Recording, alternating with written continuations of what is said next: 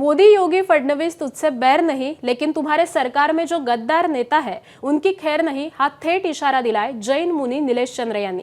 ते एबीपी माझाच्या महाकट्ट्यावरती बोलत होते।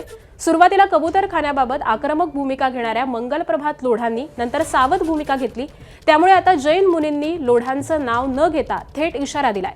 दरम्यान गरज पडल्यास शस्त्र हाती घेण्याचा पुनरुच्चार देखील मुनींनी दिला होता।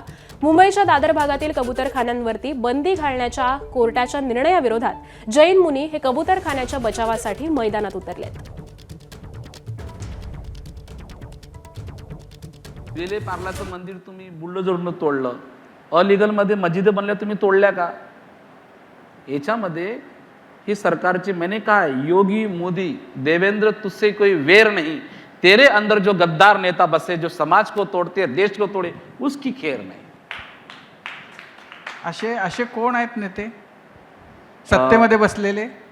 आहेत ते, तसं मी नाव घेणं मी असं विशेष समजतो, लोकांना जनताला माहिती आहे ते कोण आहे। ते माझा पाठीमागं लागला, मी तर फक्कड आहे, माझं काही नाही आहे। माझे प्राण जर गेले तर चालेल, पण त्याला मी सोडणार नाही। त्याला एकच जण आहे? हा, नाही नाही, एकच म्हणजे देवेंद्र फडणवीसजी जे आहेत ते बघा, मला जे दोन नेता आले होते त्यांचं नाव घेणं नाही आहे, ते मी 15 दिवसांना तोडा काढू, अजून काही तोडा निघाला नाही। ज्यांचं नाव घेणं टाळतायत ते जस्ट लोकांच्या रेफरन्ससाठी म्हणून, ते लोढा हे मंत्री आहेत आणि त्यांच्यावर समहाऊ जैन समाज नाराज आहे आणि ती नाराजी ते सरकारपर्यंत पोहोचवण्याचा प्रयत्न करतायत। आणि तुमचं मत आहे की मंत्री लोढा जे आहेत ते फडणवीसांपर्यंत नीट तुमचा मेसेज पोहोचवत नाहीत, असा तुमचा आरोप आहे, बरोबर? असं समजून घेतो मी। 10 वर्षापासून मी गोरक्षणासाठी, लव जिहादसाठी आणि ते मी जे कारभार ते माझ्या तोंडातून निघून गेलं। दुसरी गोष्ट अशी आहे, धर्माच्या विरुद्ध राहिलं तर जैन धर्म हा अलग धर्म नाही आहे हो, हा जन्मधर्म सनातन धर्माचा आहे। धर्माच्या विरुद्ध जर आलं तर आम्ही शस्त्र उचलू, बरोबर? माझं असं वक्तव्य निघून गेलं, मगर असं नाही की मी लोकांच्या विरुद्धमध्ये काढू।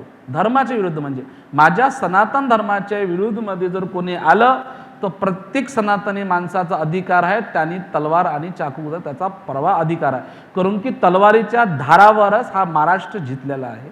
राष्ट्र वाचवायचं आहे ना आम्हाला। हा विवाद फक्त इलेक्शनच्या वोटसाठी, मला वाटलं का आता आपल्याला एक कोंबडीमुळे जैन समाज एकत्रित होऊ शकते, तर कशाला इकडे तिकडे जायचं? आम्ही स्वतःच आमची जैन लोक उभी करू आणि आमचे नगरपालिकेत करू, जाते आमचं नगरसेवक राहणार तर आम्हाला पण अन्याय मिळेल, आम्हाला इकडे तिकडे जावं लागतं। आता ते आता इथं शिवसेना इथं BJP हारली, शिवसेना हारली, पुरा लालबागमध्ये मारवाडी परेशान आहेत। कोणा मोठ्या मोठ्या मंत्री करतात, तुम्ही आम्हाला वोट दिले का? अशी जर आमच्यावर अत्याचार होत असेल तर आम्हाला कोण, आम्ही जे लोकांना, मी ते लोक आले बोले महाराज आपली पार्टी खोलो, म्हणजे करा, आशीर्वाद आहे माझा, करा। एबीपी माझा, उघडा डोळे बघा नीट।